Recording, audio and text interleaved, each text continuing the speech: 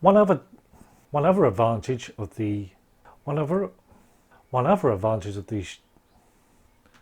Hello and welcome to another quick guide to, and in this episode I'm going to be looking at prime lenses.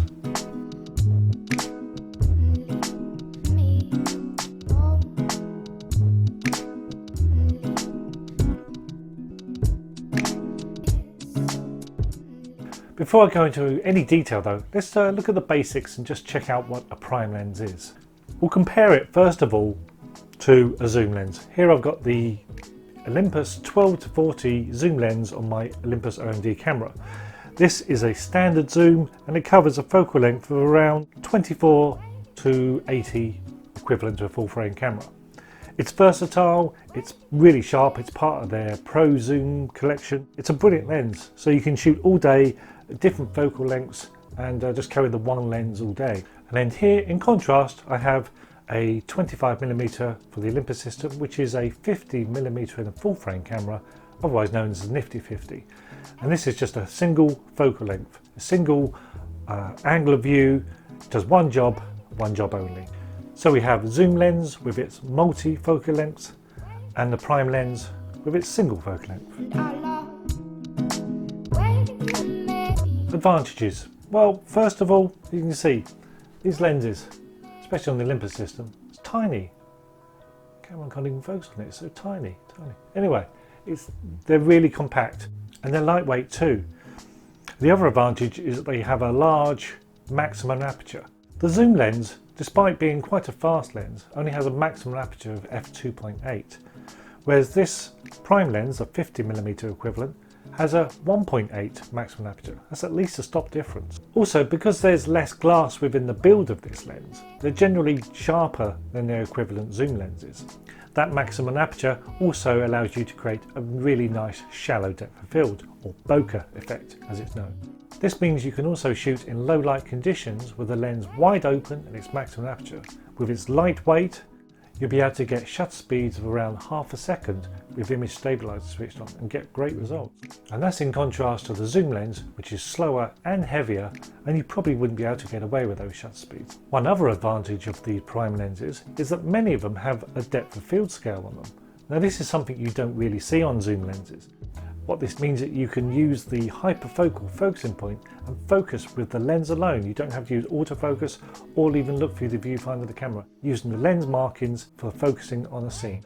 Of course, it's not all good news. There are some disadvantages to prime lenses.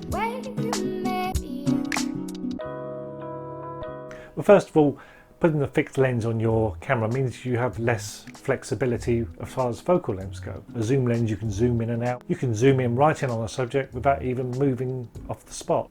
A fixed lens means zooming with your feet. You have to move back and forth to fill the frame if needs be. These lenses are probably a little bit more expensive as well.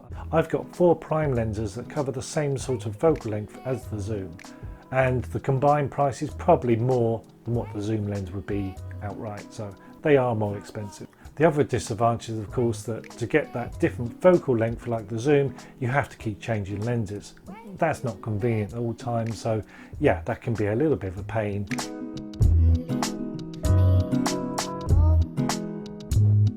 One of the main advantages I feel of the prime lens is the way it makes you think.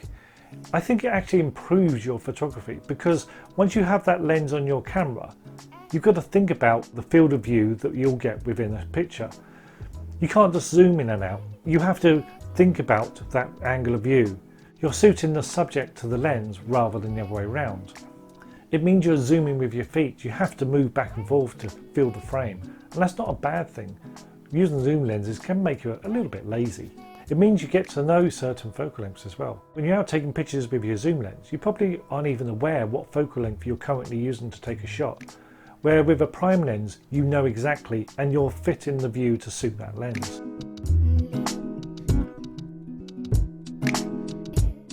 Prime lenses are great for many different subjects. I use them for street photography as well as for landscapes. Now for street photography, I think they're pretty much ideal.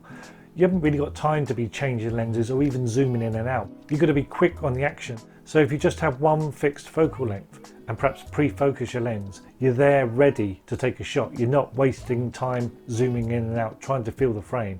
If you need to feel the frame, you need to get close to the subject. You're trying to simplify the process, and using a prime lens is ideal for that.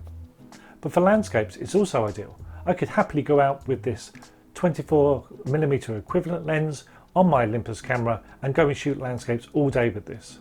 It's such a perfect focal length for landscape photography. And despite me having prime lenses for the Olympus system, I've always used prime lenses. I used to shoot with Canon gear, but even then I didn't have any zooms. I just had a full kit of prime lenses.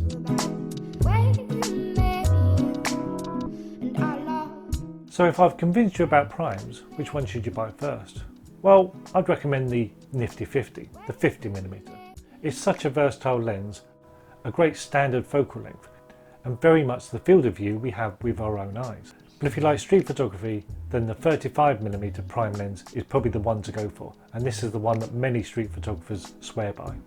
Well, there you go, that's the quick guide to prime lenses. Now if you get yourself one prime, I'm convinced you'll soon be selling all your zooms. Trust me. Hope you enjoyed this, thanks for watching, and I'll see you on the next one.